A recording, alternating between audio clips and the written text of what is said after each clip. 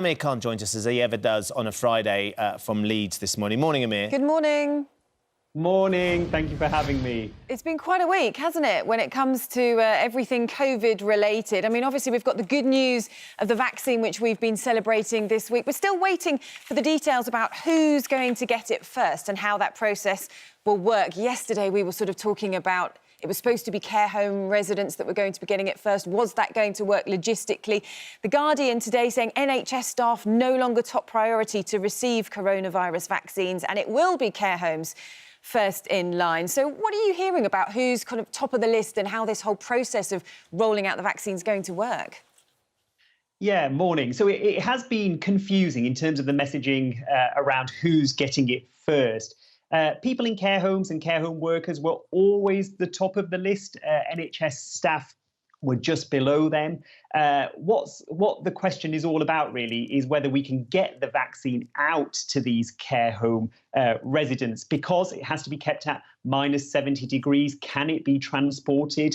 There is a bit of a question mark over that, though there is some light at the end of that tunnel as well, because Pfizer have said that it can be transported for up to 6 hours outside of that -70 degrees, provided it's kept in a fridge between 2 and 8 degrees. So there might be something in that. The difficulty is, again, it comes in batches of 975. So can it be split and sent to care homes? You know, care home residents can't come out to surgeries or hospitals to get the vaccine. We have to take the vaccine there. So those details really need to be ironed out. But it sounds like people are working really hard to find a solution for that. In terms of NHS staff, yes, we recognise that people giving the vaccine should really have the vaccine, because we don't want to get sick and potentially be off work and not give the vaccine out. But we recognise that care home residents are really priority, because when they get COVID, they get it bad, and it can be devastating for them, really. Yeah, absolutely. So an important one for them. Reading news also this morning, though, that we're not going to get as many doses of the vaccine as we'd first hoped as quickly as possible. There's this shortfall in doses on the way that Pfizer says it will now only be able to ship 50 million doses by the end of the year. They had been planning to ship 100 million doses. So although we will get them, just not as quickly as we'd hoped. Yes, this is disappointing news. We were hoping for 100 million doses. Pfizer are now saying 50 million. I think this stresses the importance of the other vaccines that are being looked at by the MHRA, the Oxford AstraZeneca one, the Moderna one.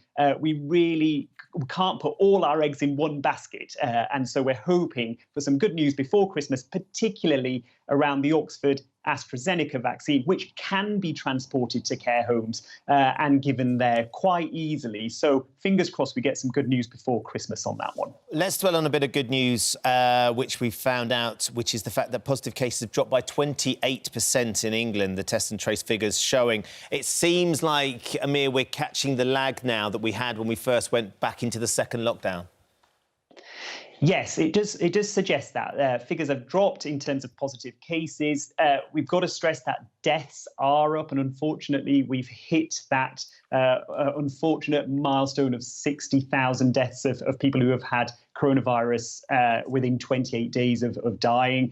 But yes, the numbers of new cases are down, and that could well be, as we know, national lockdowns do work in terms of getting new cases down. They do have other effects which aren't as positive, but yes, we're seeing the effect of that now. I wonder what you make as a doctor of what's happening in Wales. And we know that they are banning the sale of alcohol. They are forcing hospitality venues to close from 6 o'clock in the evening now. And whether you think that is a step too far. Because what we know is that the hospitality industry, particularly, more than many others, have gone to the farthest degree possible to make their venues safe. They have spent a lot of money in providing outdoor areas and providing areas where people can successfully socially distance and still enjoy a drink, still enjoy a meal. And there is an outcry at the moment in Wales that actually the authoritarian measures that they have gone to by banning the sale of alcohol is too far. Yeah, it's such a difficult one, because they have gone through these really rigorous processes to make their venues safe. What I do know as a doctor that alcohol, it reduces your inhibitions. You may not stick to rules as much if you are under the influence of alcohol. If people are indoors rather than outdoors in some of these venues, I know they've got plastic screens and that kind of thing to try and separate groups of people out. But if ventilation isn't good in these indoor venues in particular, and people are shouting or talking loudly, which they often can do in groups, or if there's music playing in the background, they can produce lots more of these aerosols which can linger in the air for hours and infect other people. And plastic screens don't protect you against them. They just protect you against the droplets. But I do see both sides of this argument, really, because the mental health effect on owners of these venues and the economic effect as well. It's a really difficult balance to strike, and that's been the difficulty throughout this pandemic. It's just so hard. We'd love to get everybody, if you're in Wales this morning and you're waking up and you're watching the show, do get in touch with us and let us know what you think about this. Have they gone too far, or do they need to do it? The question, of course, is whether people will respect this and whether they'll not just go round to their friends' houses. Well, exactly, because Dr. Amir Khan, I mean, could that potentially be worse? Because if people are thinking, well, actually, I'm going to go round to my friend's house, no one will be able to see what I'm doing in that case, where there won't be any measures in place. At least the pubs are putting measures in place to keep people safe. They're making sure they're doing the contact tracing and everything so that they know who's been there. There's a responsibility on the publican or the restaurant owner to police that as well, to make sure that their patrons are behaving appropriately.